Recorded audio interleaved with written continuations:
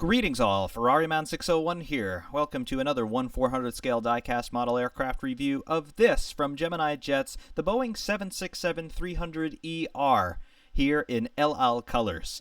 The Boeing 767, it is one of the most ubiquitous airliners found in our skies today, beginning its production in 1981 and continuing through the present day. Over 1,000 of these aircraft have been produced, and over 1,000 of them continue to fly to this day. They are ubiquitous throughout the world. Many, many airlines currently fly the Boeing 767 in all of its several variants, the principal operators thereof being Delta Airlines, FedEx Express, UPS, and United Airlines, although quite obviously, as we can see here, El Al, the national airline of the State of Israel, also flying Boeing 767s, as quite made obvious here by the livery on this particular model. This is a very good one. It's not one of the more flashy models that I've got in the collection. It's not one of the more flashy models that I've seen produced either by Gemini Jets or any of the other diecast aircraft manufacturers currently out there, but it is a very competently made one, and really I think that this model has a very nice presence overall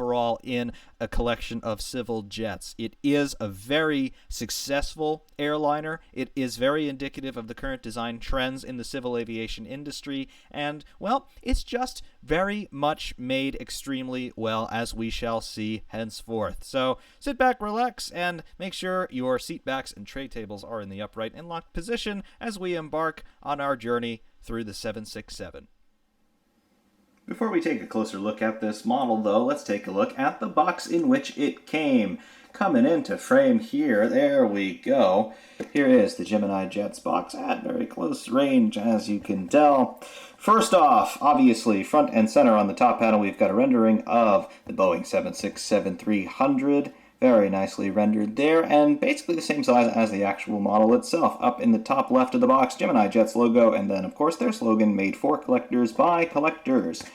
Coming down into the lower right of the box, we have got El Al here in the title graphics, and a variation of the Israeli flag anyway. I think that's a naval ensign, but don't quote me on that. And then, of course, the type of the aircraft, Boeing 767-300, which is, of course, trademarked by Boeing. Down here, typical Gemini Jets 1/400 scale die-cast model aircraft, and then of course you've got your look inside tab in the lower left. Bottom panel of the box, again the Gemini Jets logo, and then you've got all of their selling points that you typically get on all of these boxes here. Top panel looks very much the same as the bottom panel. Gemini Jets logo, adult collectible model, warning, contains small parts not suitable for children under 14 years of age, and then our barcode there, but no item number on this particular version of the box. The back panel is where things get a little bit more interesting. We have a rendering of the aircraft in a rather steep climb, Gemini Jets logo, as real as it gets, and then all of the little write-up that they have in terms of their Gemini Jets marketing material, with, of course, telling you new aircraft are being added monthly. Boeing logo, and then their seal of approval. They have officially licensed product 767. That's also a registered trademark, made in China with the recycle symbol thing there. And then, of course, copyright 2017. This confirms it's a 2017 release. Gemini Jets, Las Vegas, Nevada, USA. And then, of course, inside the box here, our Look Inside tab. We flip that open. There is the obligatory empty space. And then, of course, we have got our write-up about the aircraft. El Al up there, Boeing 767-300. In order to satisfy the world's airlines' request for a 200-seat aircraft, Boeing designed the 767. With an order from United Airlines in 1978, the 767-200 was officially launched. The first aircraft took to the skies on September 26, 1981, and entered airline service with United on August 19, 1982. In later years, the 767 took on the role of a longer-range airliner. With increased range, this model was designated the 767ER for extended range, and this first flew on May 30, 1984. Based upon the success of earlier versions, a growth variant of the 767 had been requested by several airlines, with Japan Airlines being the launch customer featuring a 21-foot 1-inch fuselage stretch. The newer 767 was designated the 767-300 and first flew on January 30, 1986. I do notice a grammatical error in this write-up. In order to satisfy the world's airlines, this really should be a double possessive.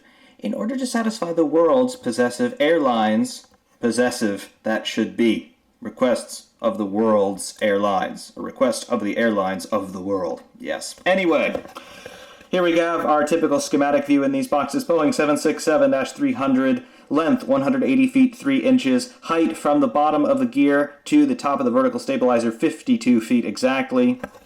Here from above, the wingspan 156 feet 1 inch, and then our specific information about this particular airframe. Livery, obviously El Al. The aircraft type is the 7673Q8 extended range. Construction number 27993, line number 619. Registration on this one 4 X-Ray Echo Alpha November. The engines are 2 Pratt & Whitney PW4062s.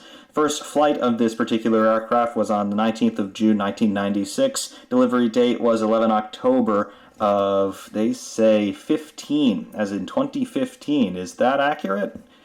That's interesting. It doesn't mean that the aircraft necessarily began its career with El Al, in which case it likely didn't, but that's interesting.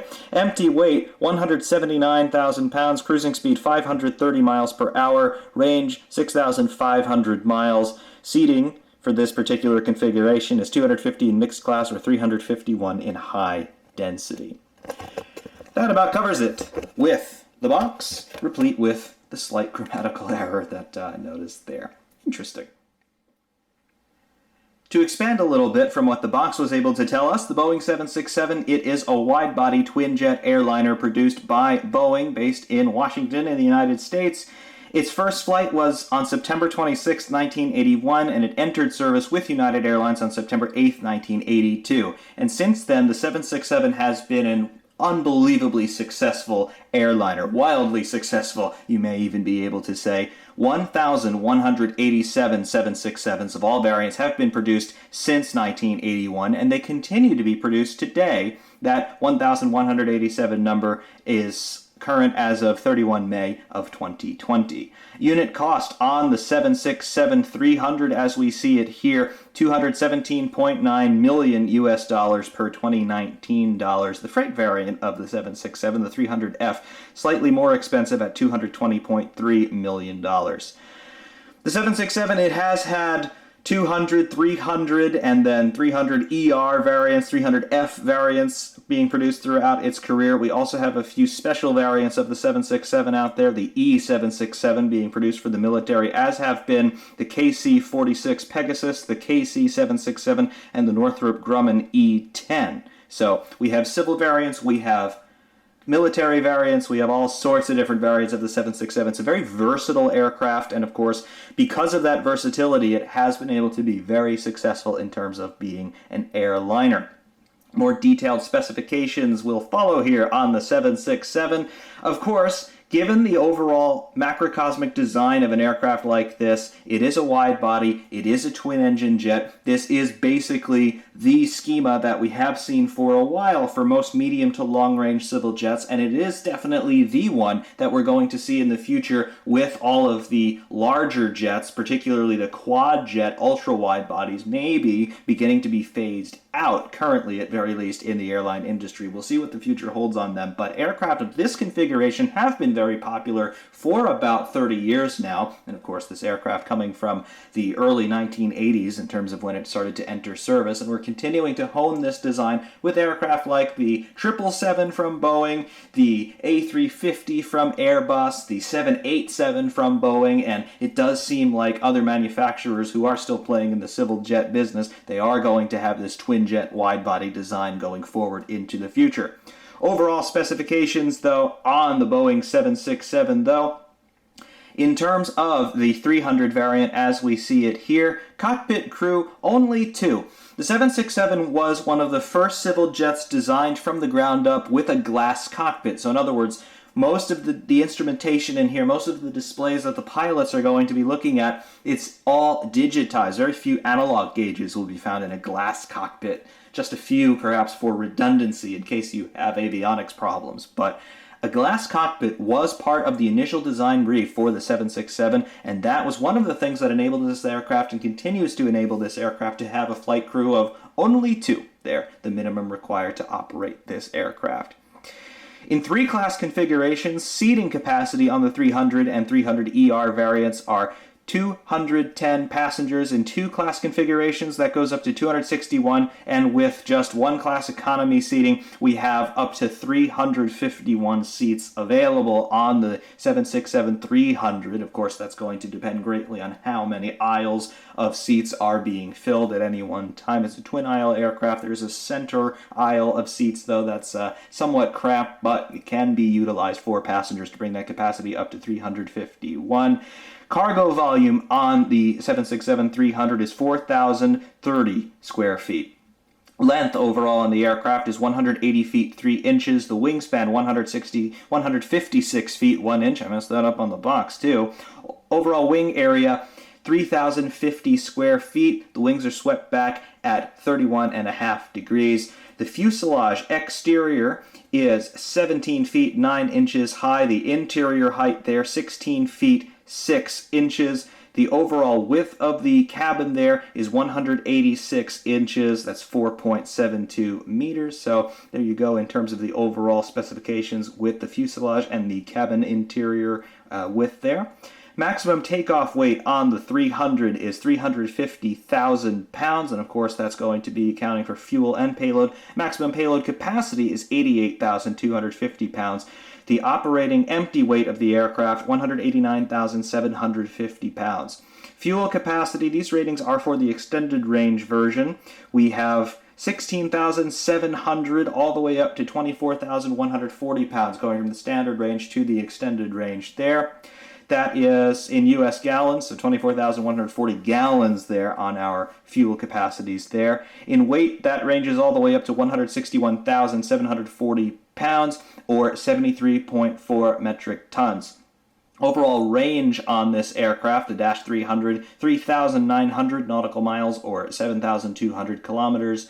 The cruise speed on this aircraft is ranging between 850 to 900 kilometers per hour. That's 459 to 486 knots, assuming a cruising altitude of 39,000 feet. Service ceiling is 43,100 feet. So there we go. Very typical in terms of what you would expect from a modern civil jet today. Runway length required for takeoff, 9,200 feet or 2,800 meters. The engines, as we mentioned, they are the Pratt & Whitney engines there. Multiple engine specifications are available from several different manufacturers. We've got the JT9D engines available. We've got the PW4000s. We have the CF6 engines from General Electric, or even the Rolls-Royce RB211 engines also available here to be slung under the wings of the 767. Overall thrust, though, of course, this is going to vary somewhat depending on which specific type of engine is fitted. It can range anywhere from 48,000 to 60,600 pound-feet of thrust at sea level. That ranges in metric from 214 to 270 kilonewtons of thrust at sea level. So in terms of specifications here, we have got ourselves pretty standard run-of-the-mill stuff for a civil jet of this type, but it's tried and true, it works, and particularly for the case of the 767, it is a very successful jet. It's all well in keeping in terms of what is expected of a jet of this caliber and what the industry, of course, needs from it. As the aircraft rotates before us, we can take a look at some of the larger details on this model. Of course, here in 1/400th scale, everything is sized as you would expect it to be, and Gemini Jets doing their typically very competent and good job on this model, as they do on so many others that they have brought to us. First of all, the overall proportion of everything appears to be correct in terms of size and location and mounting angles of wings and empennage and everything like that. It all looks very nice. Nothing appears to be out of place on here, and nothing appears to be either over or undersized in terms of being scale correct at 1/400 scale. Everything just looks very nicely. Zooming in a little bit more closely here, we can see what we have going on graphics-wise. Everything looking very nice on this one, as we expect from Gemini Jet's very good tempo printing designs and schemes here in terms of how they apply the graphics, both the colors and the actual graphical designs on the aircraft. Everything looks very nice. We have our cabin windows rendered very crisply and sharply. Nothing is smudged. Everything appears to be colored correctly and sized correctly. And then, of course, as the nose starts to rotate around once again and we get to the cockpit windows, all of that also looks very nice. The shape of the nose also looks absolutely perfect on this one. And, of course, those cockpit windows, they are sized correctly and they are placed correctly, and I do like the coloring of all of that as well. Obviously, nothing is transparent or pass-through on this model. The windows here are just printed graphics. There are no perforations in the fuselage or anything of that nature, but it does look very nice. And of course, for a 1/400 scale, it looks very, very convincing indeed. Landing gear also plainly evident as we see here. The aircraft sits squarely on all 3 gear. Obviously the main gear having single bogies there, but 4 wheels on each one, and the nose gear has 2 tires on it as well. All of the gear do roll, although I do have to say the nose gear is a bit tight on this one. It does roll, but it takes a little bit of persuasion to break it free a little bit, and it's something that I've noticed on several of my models, not necessarily only Gemini Jets models either, but it just appears to be a limitation of working in 1/400 scale. Everything is just so small, particularly details like those that actually work. So I cannot really fault them for little things like that.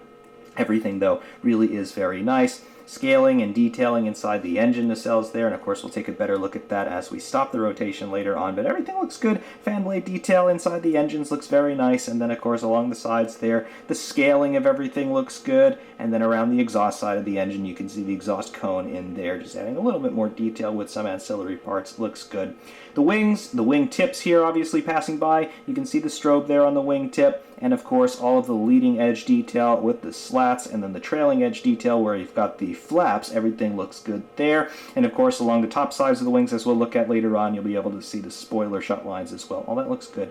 Also detail of the landing gear doors that you can see there, the main gear being carried by the wing roots there coming into the fuselage. That looks good. Also, for the first time on one of my model reviews, we're taking a look at a model that has a cradle arrangement for the wing structure, and by cradle arrangement I mean you can see the shut line there between the fuselage and the wing spar, and the wings are mounted on this model as one piece, and the wings, both wings, are connected to each other as one unified piece of metal, and then that is slung into the bottom of the fuselage as one piece and then bonded together.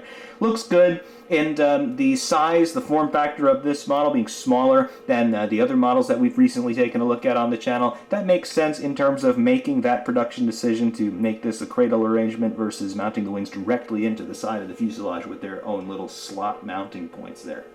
Looks fine, looks convincing enough, and again, works very nicely for this model. As we stop the rotation, we can now take the opportunity to look a little bit more closely at some of the finer details here along the port side of the aircraft as we start to move in. We'll have our focus settle down, and there we go. Along the nose, as we mentioned, everything looks very nicely on the nose of this aircraft. Everything looks proportionally correct in terms of its size and placement. It all looks very nice. And of course, as I move a little bit of dust away from the cockpit area there, you can see that the scaling of everything is very small, but it looks very correct nonetheless.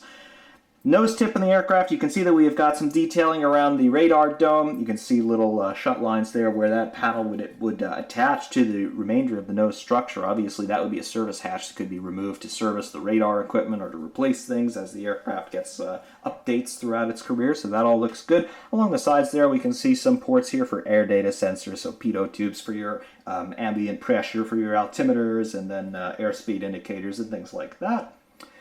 Cockpit windows obviously placed very nicely. Everything looks good there. I like that.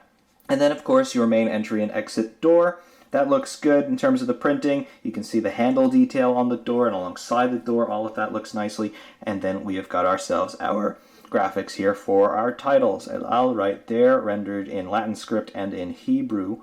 And then, of course, we have got our variant of the flag of the State of Israel there. And then Israel Airlines. And then, of course, we have Hebrew text here. And interesting anecdote for those of you who don't know, Latin script is written and read from left to right. Hebrew script and other scripts that are in Abjad, they read from right to left. So that's why the text justification looks a little bit strange from a Latin perspective, because it is actually going in the opposite direction. And then, of course, ellal.com down there at the bottom. So all of that is rendered nicely, and all of the text there, the larger text and the smaller text, still very much readable. So that looks good. On our nose gear door, you can see a very abbreviated version of our registration there. So that's all rendered nicely. And then moving slightly aft, you can see the livery starting to come into view here. El Al, they have a very conservative livery, but it looks dramatic nonetheless. This big swoop of blue and a little bit of a silver cheat line along the lower edge of that blue there. Obviously, the livery of El Al, their flight livery, looks very much like the flag of the state of Israel, Israel's national colors being white and blue, and the silver there being a little bit of an accent to that. Looks very nice. Moving aft, we can see more cabin windows. That all looks nice. And then, of course, the left wing starts to come into view from the leading edge. Very crisp and clean. Got a little bit of a detail here for a floodlight, landing light, and then, of course, as we move out through the wing structure, moving outboard, you can see the leading edge slats, the little indentations here representing the shut lines between the individual panels of the slats. That all looks very nice. And, of course, we do have our engine nacelle right through here. Band blade detail on the engine, that all looks very nice. And then, of course, the exterior surfaces of the nacelle and then the tail cone there for the engine exhaust. That looks very nice. Moving outboard a little bit, there is our wingtip with our red strobe here on the port side of the aircraft. That looks nice. And you can just see the empennage here, the left side of the empennage, beginning to come into view. So all of that looks very prim and proper and correct. Looks very good from here. Also, you can see the main landing gear in this section. That all looks very nice as well from this slight angle from which we're looking. So I do very much like all of that. And so far, no complaints. I'm very pleased with what I see on this.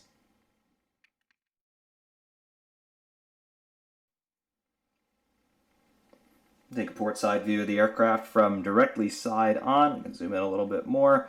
There is our nose detail coming in again as we saw. You can see the graphics a little bit more clearly without being somewhat blocked out by other parts of the aircraft. That looks nice. Clearly the text is very readable and appears to be rendered completely. Very cool. As we move aft, there are our overwing exits, these two doors here. They're not really doors, they are removable panels of the fuselage. They are meant to be popped out by people on the inside of the aircraft should there be the need to evacuate quickly. So these panels would come out and then people be able to exit the aircraft through the spaces that would be left behind by those panels. And there is also printing detail on the top side of the wing of the overwing exits, which we will take a look at once we go into our free cam segment. But our left wing tip coming into view here with the red strobe, that looks nice. And then, of course, we've got our left-hand engine nacelle looking very prim and proper there with a little detail here along the lower side of it just for your external start valve, I believe that would be, or at very least a port in which you could connect some external air so you could get the engine started if you didn't have APU bleed air or bleed air from the other engine already running. Moving aft on the aircraft, there we go. Our registration is visible there for X-Ray Echo Alpha November, and then printed below we have got our Boeing 767-300ER graphic there. We have got one closed window shade here, the aftmost window, and then it appears we have a service door here. This could be an entrance or exit, but mostly I believe that would be used as a service door for the galley. And then below that we have a cargo hatch as well. Not a whole bunch of cargo loading doors on this aircraft, but there is one, and there is one for the aft compartment. As we move up, you'll be able to see the empennage a little bit better. I do like the overall proportion of the empennage area on the 767. Looks very nice. Obviously, our vertical stabilizer with our shut line for the rudder, and then, of course, the graphic on this is a somewhat artistic representation of the flag of Israel there. The colors look very nice, and obviously they are echoed by the overall colors of the rest of the livery on this aircraft. That looks very nice. And then, of course, we have got ourselves our horizontal stabilizer incorporating our elevator control surfaces at its trailing edge. That looks very nice. And I've got to say, everything is very nicely constructed here in terms of the craftsmanship. We've got very sharp edges along all of the surfaces of the vertical stabilizer. This is reasonably sharp here along the leading edge, but particularly the trailing edge and the tip here. Very, very sharp area there. You'd actually have to really be careful with this because you will slice a finger on this if you're being a little bit too ham-fisted. So be careful if you do have a Gemini Boeing 767 in 1/400 scale. Same basically holds true for the horizontal stabilizer as well, but not quite as sharp as the vertical stabilizer. So definitely do be careful. Can't really see it here because we are at a little bit of an angle with the horizontal stabilizer, but right in the tail cone here, there's your exhaust outlet for the auxiliary power unit. That all looks nice. And then if we move down a little bit more, you can see the rest of the detailing evident there on the tail cone. If we move forward a little bit again, you'll be able to see that we have antennas on the lower side of the fuselage. Right here, we have got a lower antenna facing the ground, and if we continue to pan forward, you'll be able to see that we have another antenna facing the ground right there, and then we have one topside antenna up top here. So that looks very good, and again, from other pictures that I've seen of not necessarily this particular El Al 767, but other 767s that I've found pictures of, that appears to be done very nicely in terms of where the antennas are and generally what they look like. So no complaints from me so far, at least from the left side. Take a look at the other side next.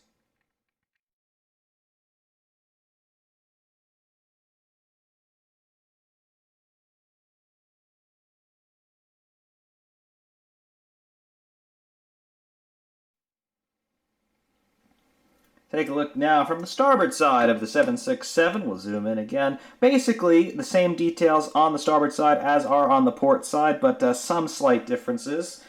We first of all have our entry-exit door here, our cockpit, some other air data sensors along here, nose gear doors there, evident, and then biggest difference from port side to starboard side, we have got ourselves this cargo door right there. So that is our main loading door for cargo. Obviously the lower deck below the passenger deck is where the cargo hold would be on an aircraft like this.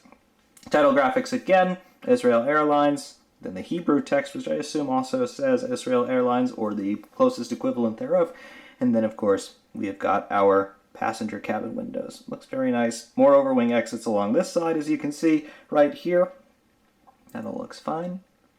And then our starboard wing, our right wing. And the only real difference with this one is that on the wingtip we have got a green strobe here, as you might be able to see if the focus will resolve correctly. You can easily see that, of course, it is green, but not quite sharp yet, and I'm not sure it will be because it's a very small object that we're trying to focus on, but you get the idea. It's a green strobe on the starboard side and a red strobe on the port side. Engine nacelle here for the right-hand engine looks like a mirror image of the left-hand engine, obviously, as you would expect. No start valve detail there, I assume that is, and then of course we have got our cone there on the exhaust side of the engine. Here is our right side main gear, plastic wheels and rubber tires, as we've come to expect from Gemini Jets. That looks good. Then moving aft, there is our aft rear, our aft lower antenna rather. Another cargo door right here. And then we have got our registration for X-Ray Echo Alpha November repeated once again on the starboard side, and then below that the text partially blocked by the wingtip, Boeing 767-300ER. Another service door there, or an entry-exit, depending on how they want to use it, and then from the starboard side the empennage detail available once again. Looks very good. And obviously all of the graphics are being just repeated on this side versus the other side. This little aberration here, is that damage or is that dust? That may be a little bit of damage on here. Yeah, I think we have a little bit of paint loss right here, the lower stripe here of the flag. Can't quite seem to move that around. It appears to be paint loss, but again, is it noticeable? A little bit. Does it matter? I mean, it is paint loss on the national flag here. This is obviously I'll be the flag carrier for Israel. If you're going to have a conspicuous place to lose paint, it's right there. But again, it's fine. Looks absolutely fine. And again, the same detail with the rudder shut lines along the vertical stabilizer. Still there. No problems really from me. That paint loss, yeah, you see it, but is it really noticeable? Not particularly. It's just in a rather portentous place. If you're going to have any paint loss on this, you really wouldn't want it there, but it's there and it's really okay.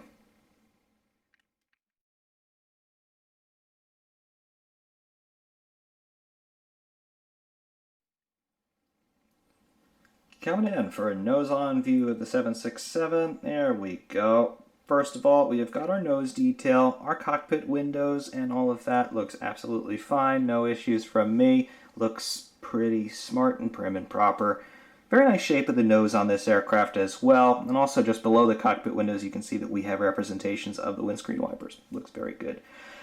You can see the proportion of how the aircraft sits on the landing gear. It looks straight and level. I don't have any problems with that. Looks fine to me. And then on either side, of course, we have got our engine detail. Looks very, very good. I like the fan blade detail. The engines aren't quite as detailed as they are on some other models, particularly the Airbus A350 that we took a look at last time out. Those engines look phenomenal. I really like those. These engines are a little bit smaller than the engines that are now on more modern aircraft like the A350. The A350, the 777, and the 787, they have much higher bypass ratio on their engines now. And the 767 comes from a time when that wasn't quite as important in terms of trying to find more fuel economy. So these engines are a little bit narrower in terms of their diameter, and that would explain everything just being a little bit smaller. But the detail nonetheless looks very good for what the engines actually are. They don't look quite as dramatic as the big engines that we have today, but they do the job quite well, and they're still in service, obviously, on the literally over 1,000 767s that are still out there flying our skies right now. Looks absolutely fine. Moving outboard here on the starboard wing, you can see everything looking good there. Looks good. And then, of course, coming across to the port wing, looks fine there as well.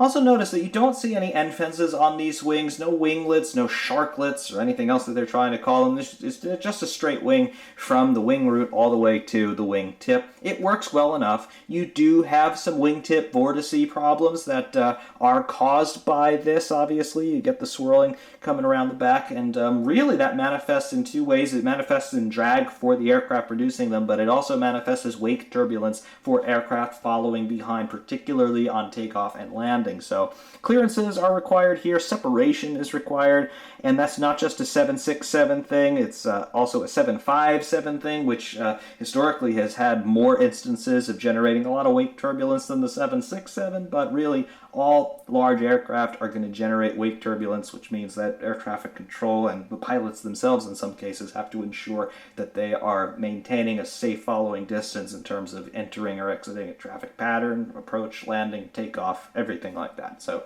not a 767 exclusive problem, but things like those wingtip end fences, the winglets, the sharklets, they do alleviate that wingtip vortex problem a little bit, and one of the reasons that they want to do that is for wake turbulence, but for the most part it's for fuel efficiency and generating less drag.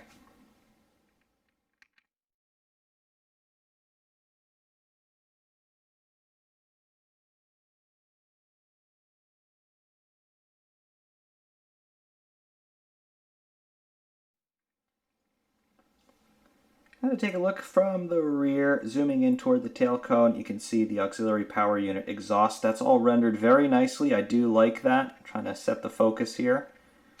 There we go. Good enough for me. There it is, your APU exhaust. Now there's a little bit of a trick of the light happening here because we're looking at a very highly reflective surface. This is all done in silver in this area.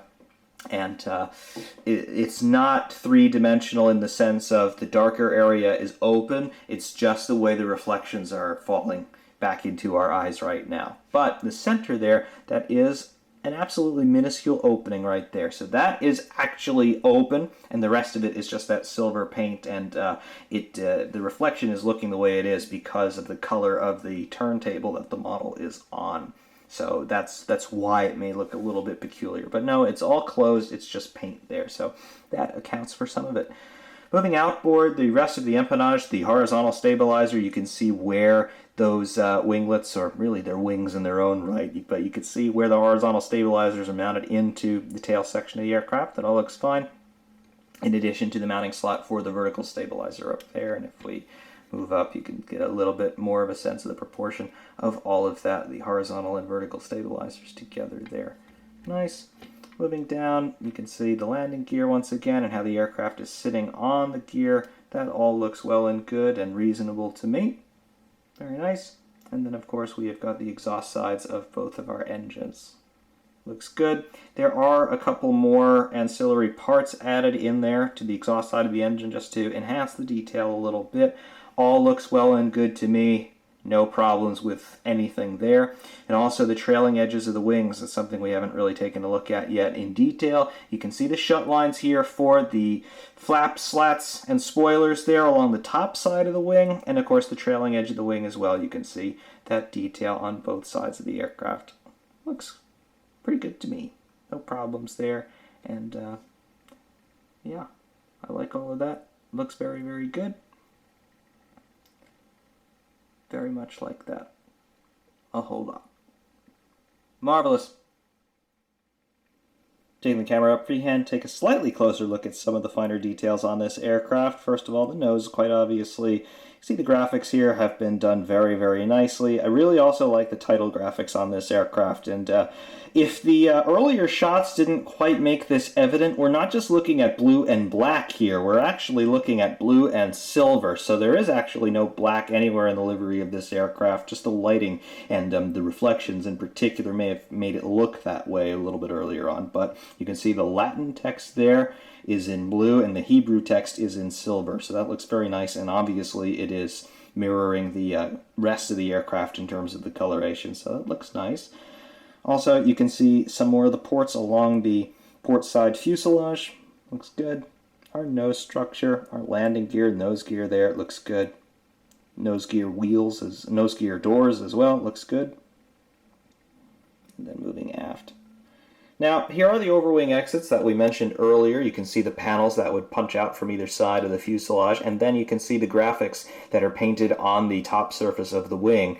That is just giving people some visual reference to look at in terms of which direction they need to turn after jumping out the side of the aircraft. So obviously this is something that would only be used in an emergency, and you hope that using this in the emergency situation you'd already be on the ground and you just need to get out of the aircraft really quickly. So obviously the idea would be you pull those panels out, you push them free, and then you jump outside the aircraft and you slide down the wing surface, which would be aided a little bit by the flaps being extended, assuming that you had made a more or less a nominal landing, but now you needed to make an emergency exit from the aircraft due to some situation that was raging out of control. So there you go, graphics on the overwing exits, and obviously that's something that you see on both sides of the aircraft there from each of the wings. So that all looks nice, and again, that appears to look correct to me. Top side of the wing as well, you can see we've got some great detail going on here with the shut lines for the different panels that are articulated in this surface of the wing. First of all, you got this nice silver paint along the principal structure of the wing, and then the trailing edge comes in with the trailing edge control surfaces. So you've got elevons here, and you have got our flaps and our spoilers, both your speed brake and your landing flaps, your landing spoilers rather, that would deploy usually automatically upon main gear touchdown, just to help the aircraft slow down a little bit more as an air brake, and of course that would be used in conjunction with the thrust reversers.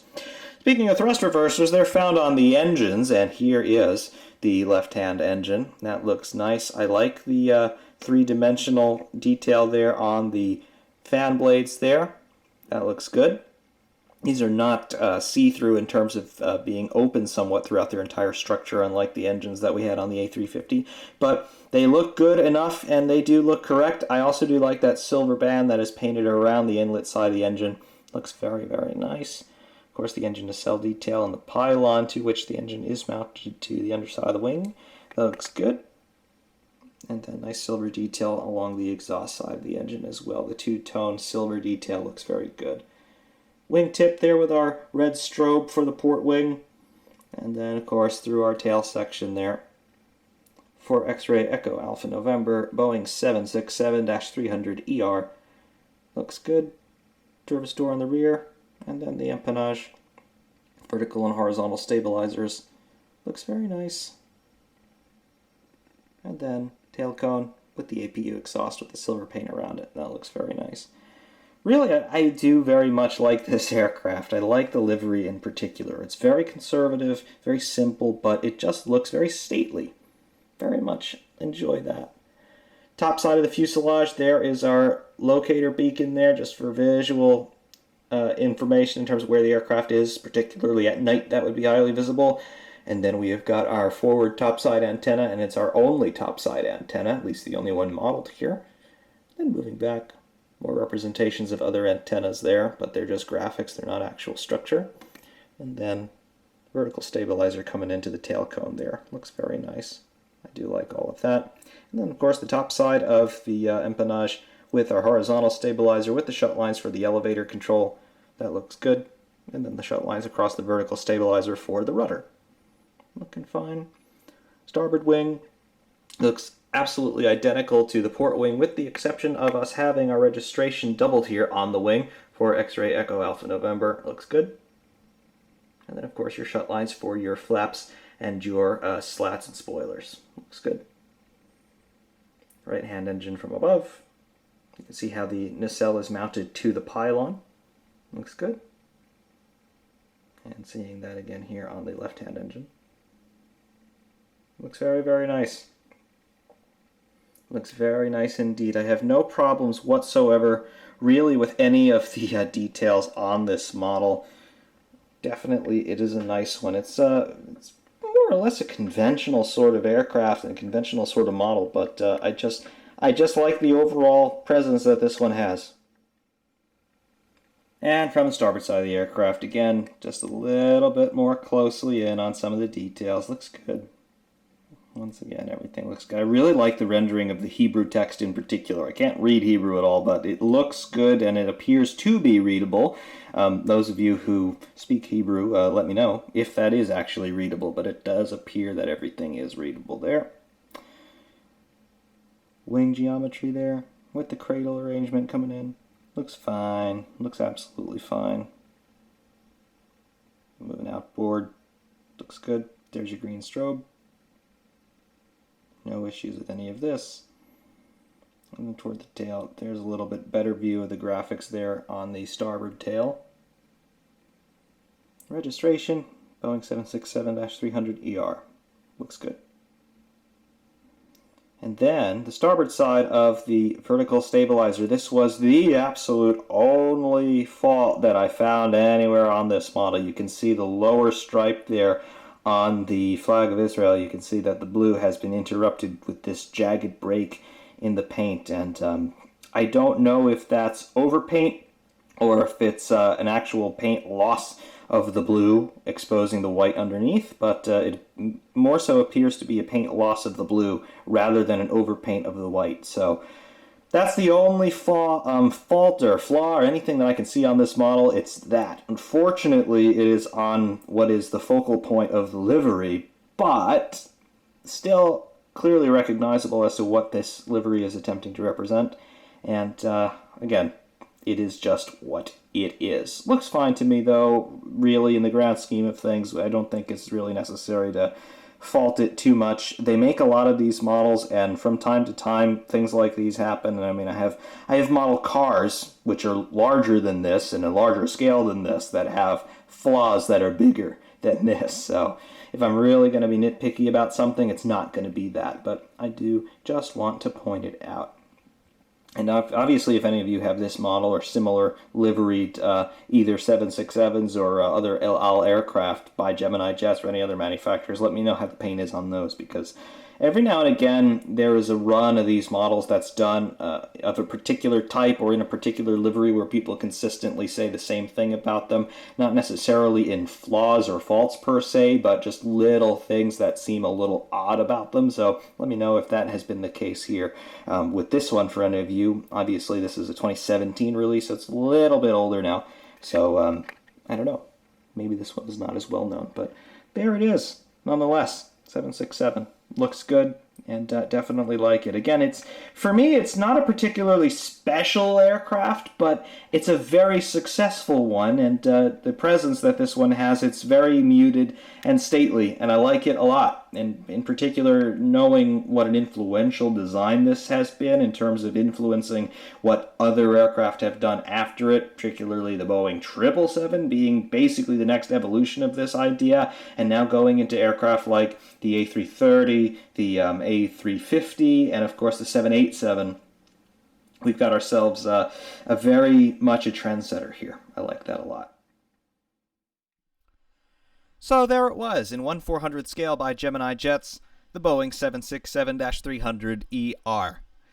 Really, I think the 767, even though it is still with us very much, it's one of the more successful civil jets ever produced, I think it's going to be remembered as the aircraft that really set the stage for what would follow in the decades to come. It's a wide-body, twin-engine commercial civil jet.